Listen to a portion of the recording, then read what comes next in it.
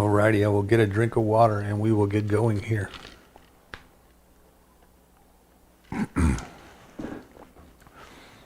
Okay, so this is actually part 2 of the thing itself. Remember, we said every January we kind of do a reset. We go back to the beginning and ask ourselves, how do I know what I know? Why do I believe what I believe?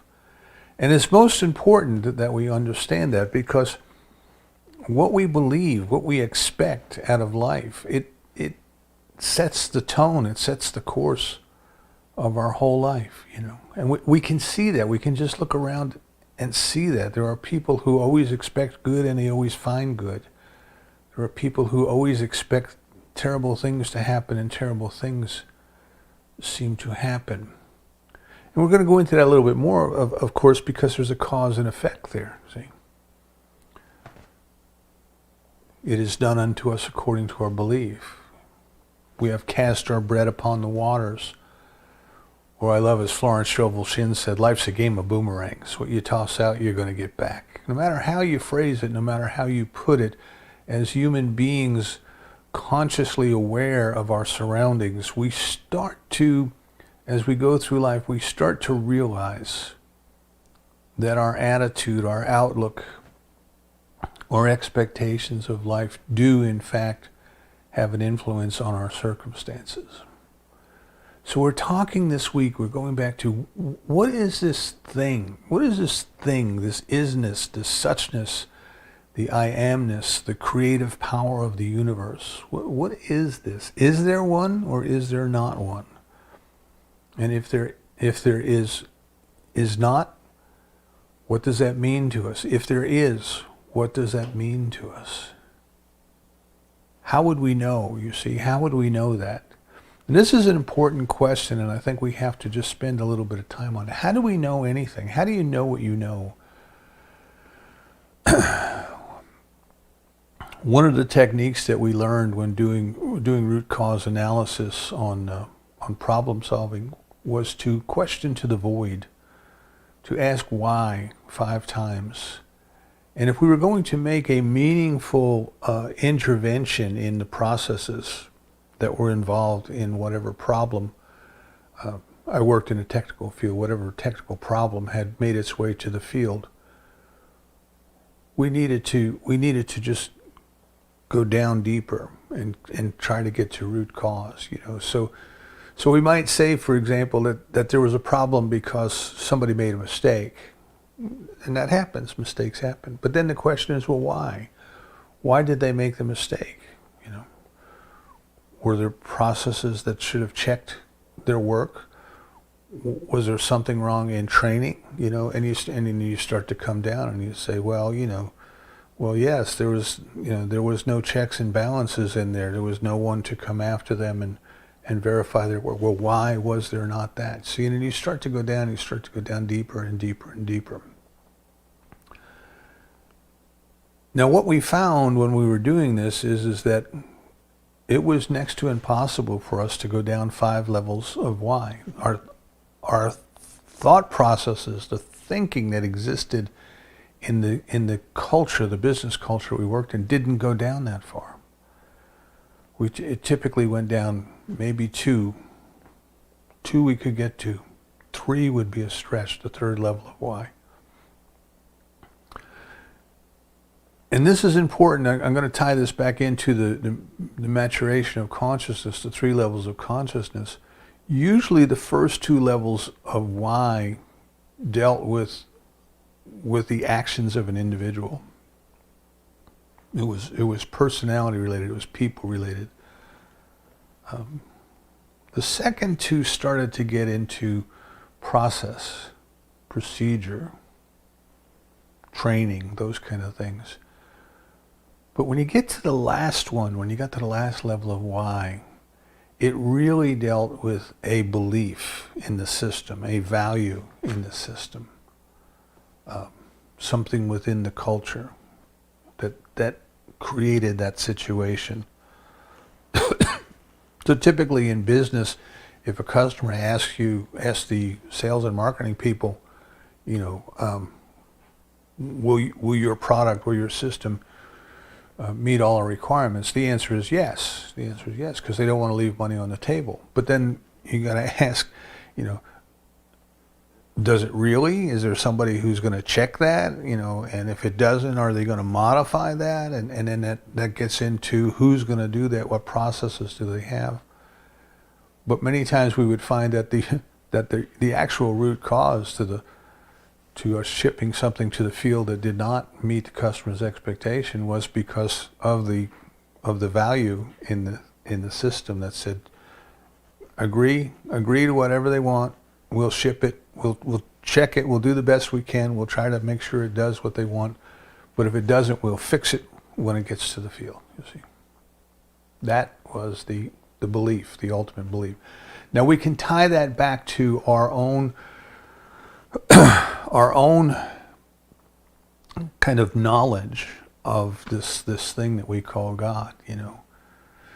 We might start to say, well, the first two levels of what do we believe or not believe, we might be tied into, well, somebody told us, our parent told us, or our teacher told us, or the scripture told us. So now we're kind of functioning at the first two questions of level of why. We might go a little bit deeper, and we might say, well, I've done extensive research, I've read a lot, I've looked at the religions of the world, I've read the scriptures of the world, I've talked to people who have had what they say are spiritual or mystical or cosmic consciousness experiences, and I truly, truly believe that there's something there. But the last level, the last why, is because I experience it, because I have personally experienced it. And if we think about how do you know anything that you know,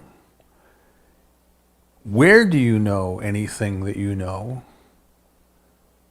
it's going to be something within yourself, within your consciousness, whatever that is. I don't even think we can define consciousness other than awareness and self-awareness, you see. So you hear something, you're listening to these words, but where are the words interpreted? See? So you say, well, the air moves and it vibrates on my eardrums and it creates electrical impulses along the nerves. Well, that's wonderful. That's a wonderful explanation.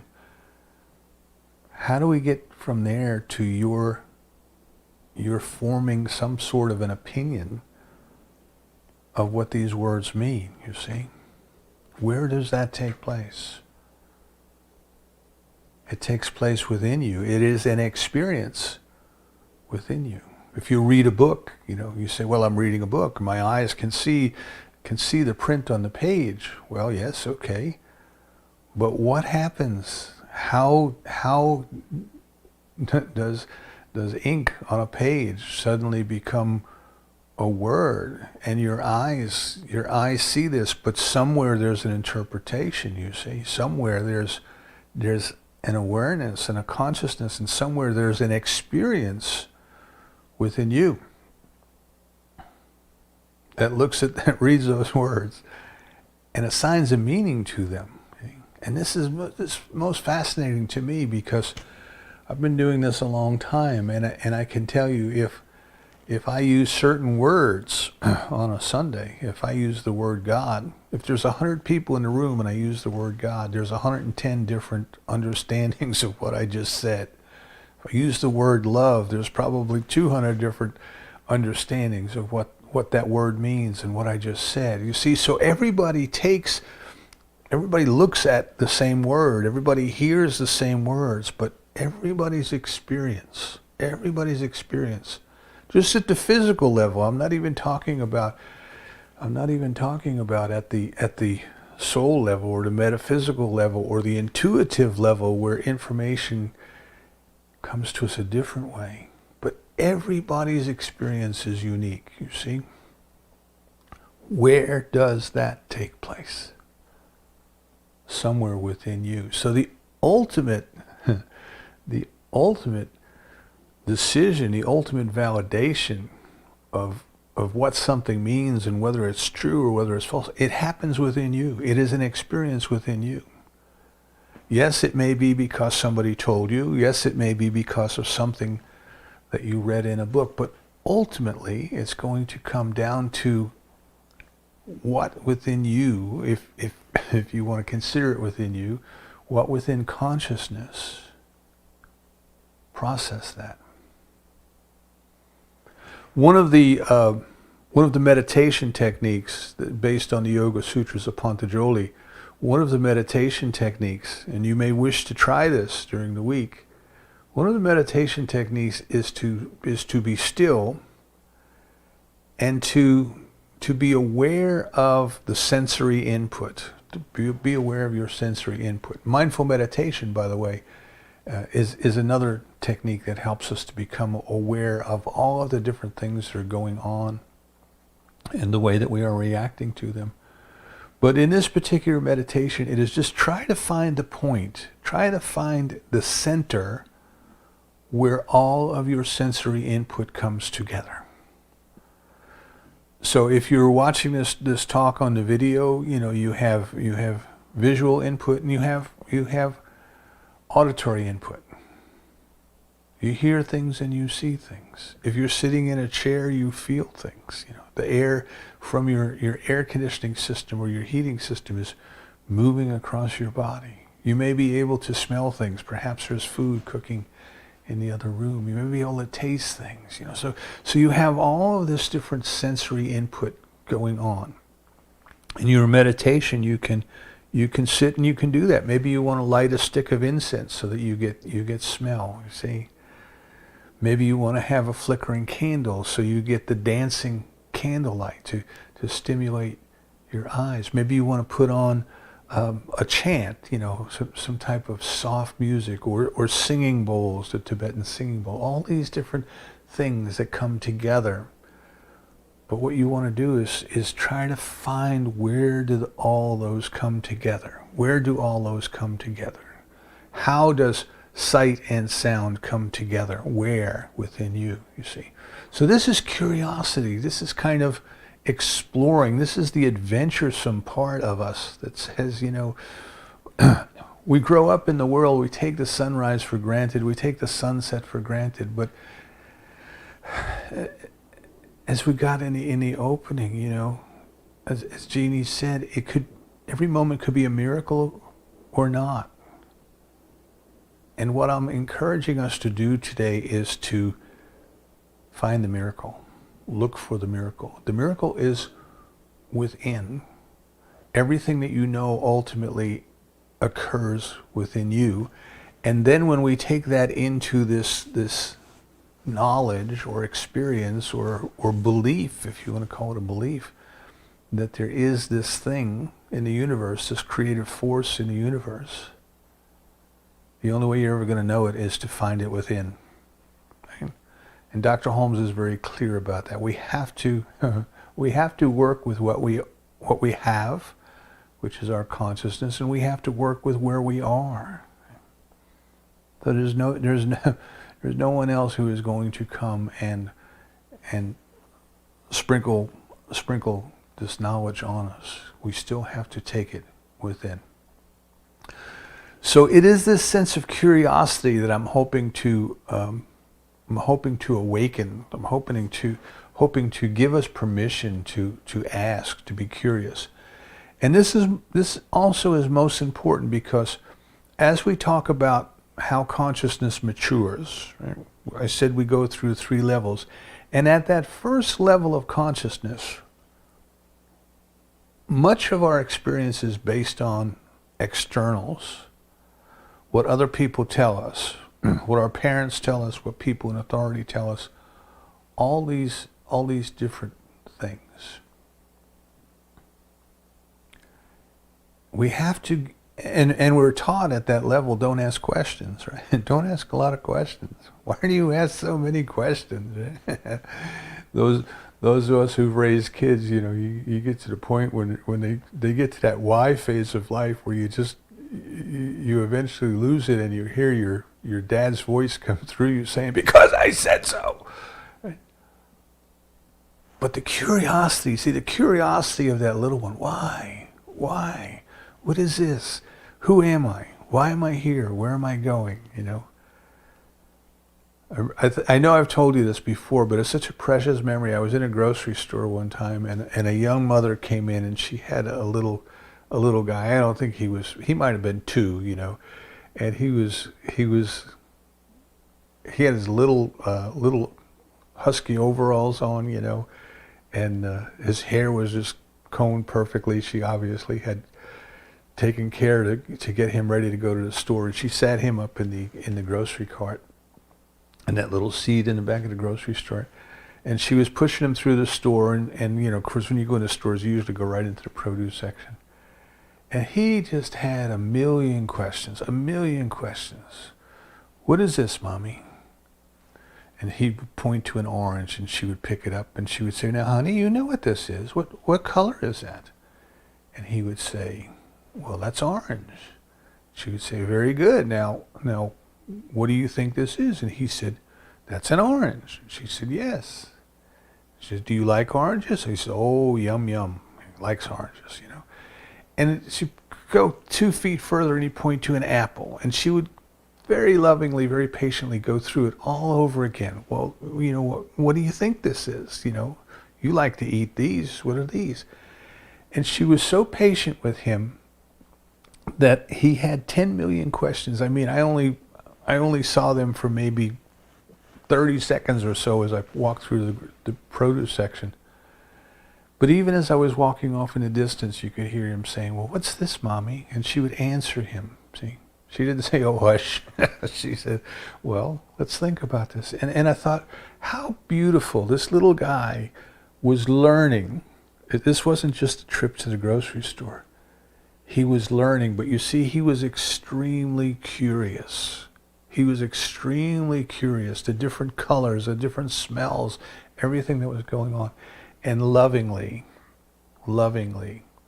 his questions were being answered. We each can take that image and be that curious about life, you see. How wonderful is this thing called life? How beautiful is this thing called life? Where did I come from? Why am I here? Where am I going? And to trust, we have to trust that just as that Mommy loved that little guy and was gently and patiently answering his questions, that the answers to our questions are already here.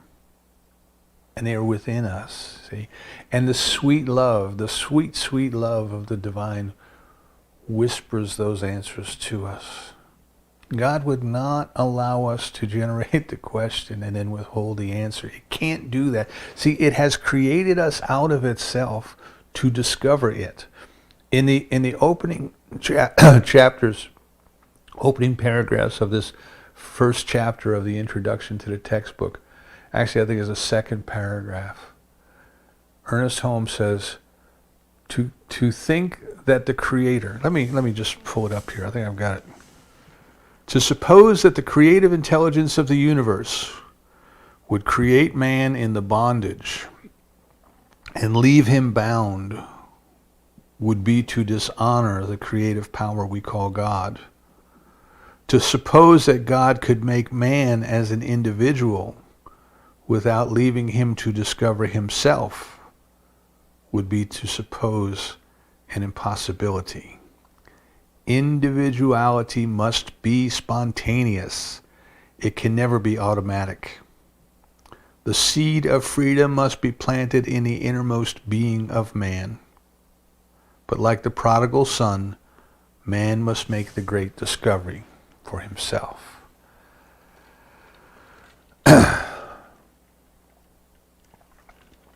So we could not have arrived completely aware, completely enlightened, you know. We have to use curiosity to discover a little bit more every day how magnificent this thing we call God, this thing we call love is. And we have to recognize it within ourselves, that we are part of that, see. And more than the five senses, we are more than the five senses. There is a knowing and a knower within us that reveals to us that which we ought to know at this time. So curiosity. I started to watch a documentary the other night, and it starts off with a man who's a scientist working on government projects, and he unfortunately dies a mysterious death. And his family is told that he has committed suicide, and they accept that. But 20 some odd years later, a congressional committee working on something determines that his death may not have been entirely a suicide, that he was, without his knowledge, he was being subjected to psychedelic drugs by our own government agencies conducting experiments. This is the Drifter documentary. But 20 some odd years later, without naming him, the government report talks about this scientist who was believed to have committed suicide, but may have been under the influence of psychedelic drugs that were given to him without his awareness. And his family says, well, that's got to be our dad. That's got to be him. So they hire an investigator, or they contact an investigator to come in, an investigative journalist to come in and help them discover the truth. And the man's son is an adult now, of course, and he's telling the story. And he says the first thing the investigator said when he came into the home was, "You must be the most uncurious people in the world." He says, "I can't believe that for 22 years you accepted the story that you were given and never questioned it. Why didn't you question it?" Curiosity, curiosity. So if you think of, as I mentioned previously, but if you think of the way that the Bible in this country is laid out, we start with the book of Genesis, with Adam and Eve, who represent us, right? Every character in the scripture, I want you to think of, somehow it represents a state of mind, a state of us. And we have this idea then of Adam and Eve who are living in the garden, and they are in close contact with the divine. And this idea of living in the garden, it's not just in that culture. I think I told you a few weeks ago I attended a lecture on Native American mythology, and a lady from the local tribe here, the Catawba people, went over their creation myth, and their first woman, their Eve of their culture, lived in eternal springtime. But then something happened. Something happened, you see. And she had to go. They had to leave the eternal springtime. They had to live through the seasons. They had to work in the heat. And very similar, I was struck, it was very similar to the idea of the Garden of Eden, which is that consciousness knows that it is one with the divine. But it is our curiosity, right? In the book of Genesis, it is our curiosity. We wanted to eat from the tree of the knowledge, not the reality, the tree of the knowledge of good and evil. What has separated us in that story, what has separated us from the experience of living in contact, in close contact with the presence of the divine, what has separated us was our curiosity. We think we're separated, you see. We believe that we're separated. Dr. Holmes goes on in the next paragraph or two, and he says that there are more grains of sand in a handful of the beach than we can count. There are more stars in the heaven than we can count. The universe is larger than we can even imagine, and we find ourselves weak, tired, and afraid. Why? And it's because we do. So he goes on to say the science of mind, the teaching in the textbook, deals with these questions. But ultimately, he tells us that all of our problems come from an idea of separation. So we see the beauty in the sunrise, but we don't identify with the beauty in the sunrise. We feel separated from it. Oh, that beauty is out there, you see. But as I said earlier, the experience of the beauty is already within here.